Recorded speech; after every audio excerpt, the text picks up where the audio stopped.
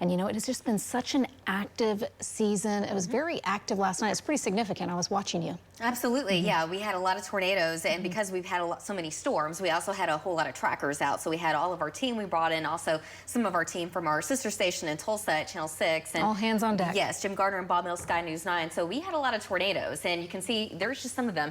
There's the one that started out in Beaver that Marty Logan was all over, including his partner Kyle, and so they caught that one. And then eventually we had some more storms that took place out in the Oklahoma and Texas Panhandle, and those started to gain a little bit more strength. And yeah, you can definitely see the condensation there on the ground. This one, a very significant tornado that took place in Perryton, Texas. Unfortunately, did have some casualties there, so that eventually became an even larger tornado. So this one, you can kind of see where it's roping out there towards the end. That one near Perryton, Texas. And yeah, we had other tornadoes as well. Guys, just going to kind of show you to adjust my height there. But in Waurika, we do have had another storm that Jeremy Carter was on. You can see the condensation there on the ground. You can also see it was kind of at times it seemed like we had multiple vortices within this particular tornado that was in far southern and southwest Oklahoma. This one was west of Arnett or near Higgins, Texas. So again, right there on the Texas and Oklahoma border. So big tornado there. You can definitely see that rotation, and eventually it did grow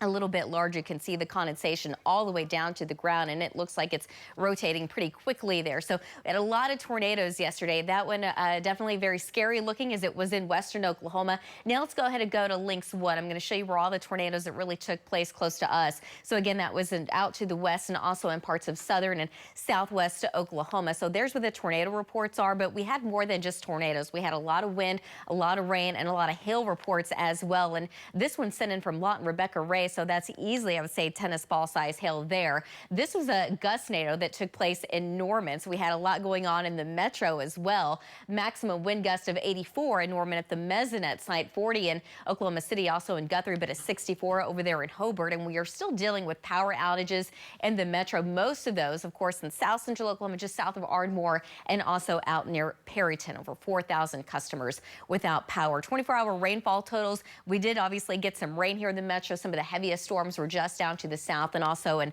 south central Oklahoma. Today, much quieter. We've got lots of sunshine, still some cloud cover to the east and southeast. But as far as storms are concerned, a lot of that has gone away. We are still seeing some showers in far eastern and northeast Oklahoma, but most of us see nothing but sunshine.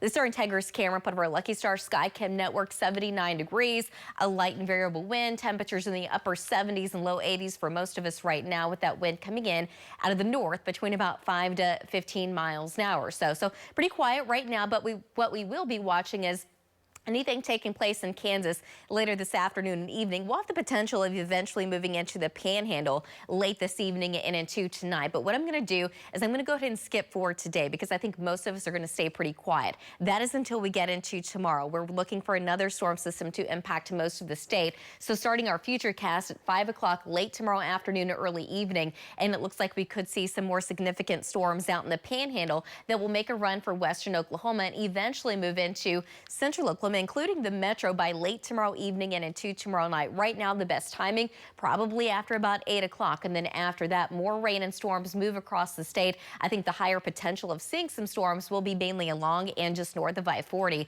But eventually, by Sunday morning, just in time for Father's Day, most of the rain and storms do move out. So today, temperatures in the mid and upper 80s, a light wind for this afternoon. Still keeping a slight chance of rain and storms in the far east. But overnight tonight, the storms are going to be a lot more likely in the Panhandle. Some of those could become severe. Overnight, temperatures drop down into the mid and upper 60s tomorrow afternoon. During the day, I think it looks pretty quiet. It's going to be hot. It's going to be dry. We're expecting that wind to be out of the south between about 5 to 15.